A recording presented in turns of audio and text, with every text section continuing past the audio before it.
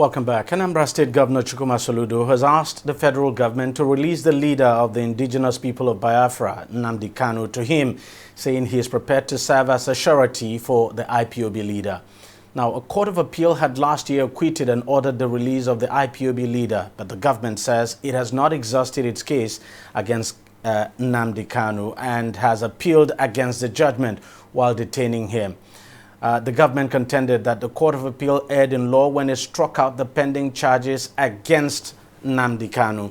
But the Anambra State Governor now says he would formally write to the Attorney General of the Federation and Minister of Justice to allow him stand as surety for Kanu to facilitate his release. Whether the government will accept that is another question altogether. In May, the governor visited the IPOB leader at the facility of Nigeria's Secret Police, the Department of State Services in Abuja, explaining that the visit was part of, quote, his wider consultations with critical stakeholders to ensure lasting peace and security in the southeast of the country. The federal government, through the Attorney General of the Federation, Malami, has repeatedly excluded any commitment to the release of the separatist leader from custody as ordered by the Court of Appeal. Joining me to discuss this some more is Libros Oshoma, who is a legal practitioner and a political affairs analyst. Libros, thank you very much for joining us on the program. Do you think, let me start by asking whether a governor can actually stand surety for someone being detained? I don't think legally, I doubt if a governor would be able to stand as surety for somebody who is detained because of the immunity the governor enjoys. Because if that person jumps bail, you cannot arrest or prosecute the governor in his stead. So the governor, legally speaking, cannot stand as surety for a person who is standing trial. But I think Nnamdi Kanu's case is beyond, just standing as surety. So we also need to understand it from that point of view. So this is more like an intervention, between the governor Nnamdi Kanu and then the federal government. In the sense that, look, I'm not standing in for him as a surety, strictly speaking, but I'm requesting that you release him to me, and I will. Even though those are the conditions of the surety anyway. But that is not what. That's not the way. That's not the way the governor has put it. Yeah, the governor is saying, release him to me. I will produce him anytime you want.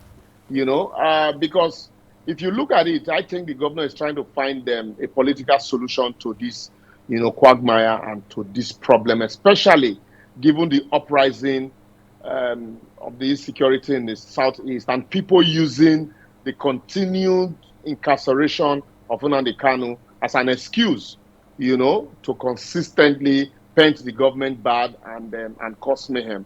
So the governor I think this approach is about, let's eliminate the Nnamdi Kanu angle of it, and then now look out for truly where the troubles are coming from. But in doing that, I think the governor also needs to have the complete buy-in of Nnamdi Kanu in this, because Nnamdi Kanu, remember, once was on bail, and the terms and conditions of the bail was that he shouldn't grant press conferences and should not grant the interviews and all of those campaign rallies, not political campaign rallies, but hold one of those is rallies, gathering. Of course. But he flaunted those orders. Yes. Consistently held those rallies, and until the Nigerian army allegedly frustrated that bail. So against that backdrop, I think also in discussing this peace and finding a leeway out of it, also the governor also needs to have Nnamdi Kanu's buy-in, complete buy-in, so that both parties can truly now begin to pursue peace. Do you think the governor could be speaking for Nnamdi Kanu here? Can we say that he probably has the buy-in of Nnamdi Kanu? Because we've not heard anything from the camp of Nnamdi Kanu. They've not come out to oppose the governor's suggestion, so to speak. And this same governor actually met with Nnamdi Kanu sometime last year in Abuja at the DSS facility. Yeah, I think before he would make this request, the governor is somebody who is well learned and he understands the implications. So I think before he would have made this request, he would have also reached out. I want to believe that he had reached out to Nnamdi Kanu, either through proxies and or through his legal team, because also the legal team had not opposed this. And then, especially given the fact that the Court of Appeal has quashed the charges against him, even though the federal government had appealed, that judgment. And so, in the eye of the law, even though there is a stay of execution pending appeal, but in the eye of the law, the position of the law today is that there is a subsisting judgment that had been stayed, and that subsisting judgment says there are no charges against him.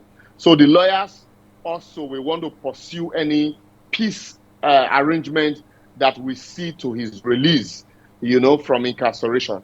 So, because also the lawyers also of Nnamdi Kanu had not raised objection to that, and some leaders of thought from the Southeast also had consistently called on the federal government to toe that approach. But even though the federal government has said it's a flight risk and, and all of those arguments from the federal government side.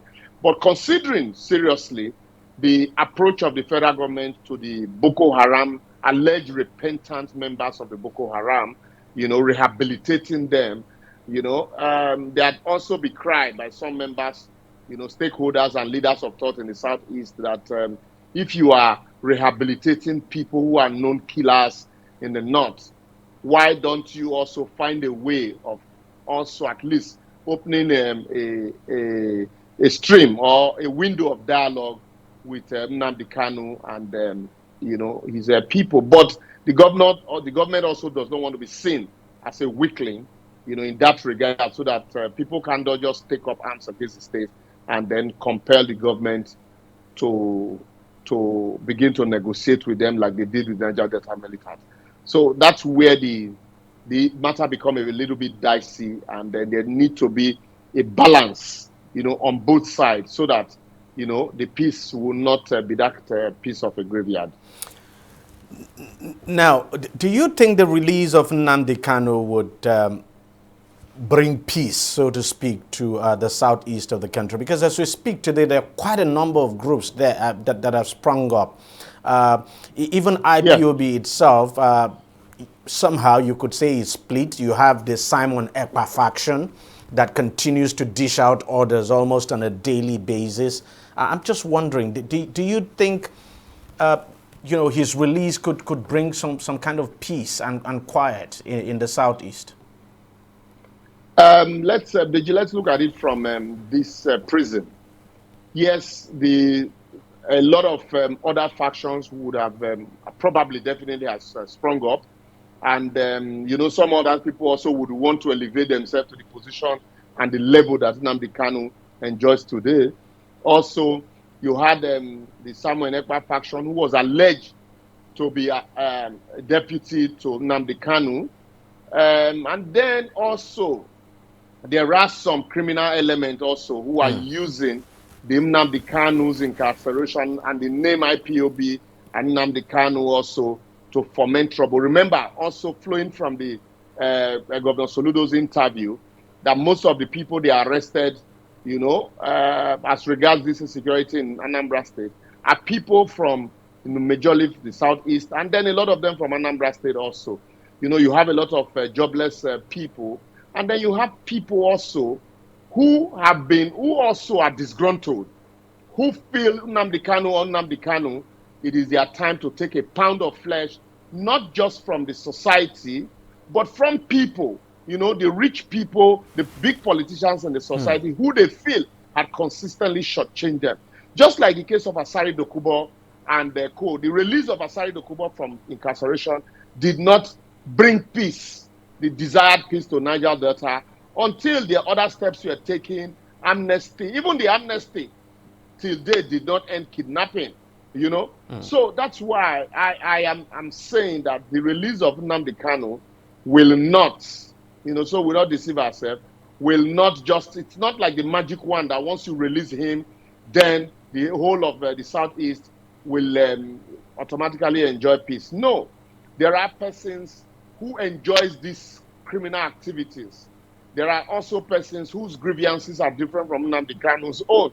There are persons who have been looking for such opportunity to hide under the Nnamdi Kanu to continue to foment trouble. But I think that eliminating the Nnamdi Kanu angle, that seemingly seems to unite, a lot of the stakeholders, as though that, oh, this is a voice shouting for freedom, shouting for equality for the Southeasterner, and is under incarceration. And so they seems to be sympathetic to his cause. So if you eliminate that Nnamdi Kanu's angle, say all of them who had maybe, raised those issues of, oh, what if we begin to talk about this piece? What happens on Nnamdi Kanu? So all of them might be able to come under one umbrella and now say, look, let's fish out the miscreants amongst us. So there's still a lot that needs to be done, even though Nnamdi Kanu is released. But his release would be a first step towards truly, achieving that peace that is so much desired in the Southeast. You see, part of the reasons why I asked that question is because, most of the things that Nnamdi Kanu, most of the demands that he has made of the government, I would say none of them has been met. And chief among them, of course, is that a referendum should be held to determine the fate of the Southeast. So I'm just wondering, that's the reason why I asked if you think releasing him would solve, the bulk of the problem. So if these demands are not met, what difference do you think his release would make? No, there are some persons even who think that, having an Igbo presidency, having an Igbo president would even give them, a Biafra, even though that is a practical impossibility. Even though that is not so, that is to tell you the level of illiteracy, that permeates the length and breadth of Nigeria. There are some persons whose mindset is, oh, if we get Igbo president, then it will be an easy way to get in Biafra. Even if we don't get it, the agitations will continue. And then, that's why I also said that Nnamdi Kanu's buy-in, the governor also must have Nnamdi Kanu's buy-in. So that tomorrow you don't release Nnamdi Kanu and he says, on our demand, we stand. It is also not a constitutional provision in the 1999 Constitution as amended. A referendum is not a provision in the 1999 Constitution as amended. So you can't just call for a referendum. What will be the modalities for the referendum? Under which law will you be calling for a referendum? So all of this need to be taken care of before you begin to talk about a referendum, whether anybody wants to go exit from the entity called Nigeria or not. So the provision for referendum is not in the Constitution, and the president cannot dictate it or by fiat just call for it. The National Assembly will have to amend the Constitution to accommodate it. And we know the cumbersome provisions of amending our Constitution. So all of these are not what even a negotiating team can fulfill. So, but like I said, the governor needs to all have, and his team need to explain all of this to the team on the other side to say, look, what we are looking for. A lot of people are using your name. Because, mind you, DEJI, this destruction is not happening in Abuja. This destruction is not happening in Sokoto or Kaduna states. It's not happening to Lagosians. It's not happening to people from Edo. It's not happening to those in Kogi. It is happening to people from the southeast. It is happening to people in Anambra. So it is like a man sitting on a branch of a tree and cutting off the tree with a saw. So it is going to affect the people there. It is the insecurity, the challenges. It's affecting those at home. And it will also affect the economic activities entirely of that region. And that's why it beholds on the elders and the leaders of thought, including the governor, to say, look, we can't fold our hands and wait for federal government to come gift us peace. It beholds on us to give ourselves peace. And also, mind you, the allegations from some persons in the southeast that you have some persons, from the federal government who are agents of the federal government who are, infiltrating some of these boys to cause mayhem. There are other allegations also. So, but releasing Nnamdi Kanu will also help in a long way. If they have his buy-in, will help in a long way in talking to some people who also owe allegiance to him, who listens to him, who see him as the Messiah. And if you have that buying, those people, just like you are rehabilitating those in the north, you can also find a way of rehabilitating them and now use them as the civil defense people to also now begin to point out those people who do not want peace in the region. Mind you, remember those days in Aba, you had the Bakassi boys. You had some of these people who you had the Osisikankus who consistently caused mayhem. But until the people, the citizens, the indigents decided that enough was enough, they sat down, decided to go around this place and fish out the bad eggs, even though they themselves eventually now became a lord unto themselves. So, in finding this thing, we have to use the experience, the precedent, and the experience from our past to navigate the future. The future. All right. I think we just have to leave it there. Libros Oshoma, thank you very much for your time, and thank you for joining us on the program. My pleasure. Well, that's how much we can take on the program this week. We thank you very much for watching. I'll see you again next week. Bye-bye.